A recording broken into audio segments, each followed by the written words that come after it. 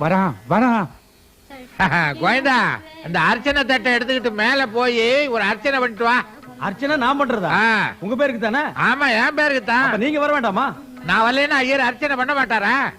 ஏங்க குளிச்சு குங்குமம் போட்டு வச்சு குன்றத்தூர் கோயில் அடிவார வரைக்கும் வந்துட்டீங்க, மேல வந்தா நீங்க என்ன குறைஞ்சா போயிடுவீங்க. படி ஏறினா பல்ஸ் வீக்கா போயிடும்னு ஜோசி சொன்னானா? என்ன உன்ன ஜோசியர் மேல பாயிர? நான் முதலாளி, நீ டிரைவர். எனக்கு ஒண்ணும் அதுல குழப்பம் இல்ல. சொன்னது செய்ய. தட்டை எடுத்துக்கிட்டு போ. 700 ரூபாய் சம்பளத்துக்கு எருமாடு மாதிரி வேலை செய்யறேன். அப்பப்ப இந்த ஜோசிக்காரன் வேற முதுகு மேல இருக்கான்.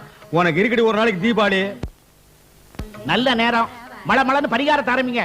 என்னதான் பரிகாரமா இருந்தாலையா, ஒரு கோடீஸ்வரன் கோயில் படிக்கட்டுல உட்கார்ந்து பிச்சை எடுத்தா அவ்வளவு நல்லா இருக்குமா?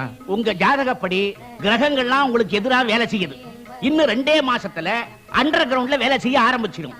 அப்ப எப்பேற்பட்ட கோடீஸ்வரனையும் கோமணத்தோட நடுத்தெருவுல பிச்சை எடுக்க விட்டுரும்.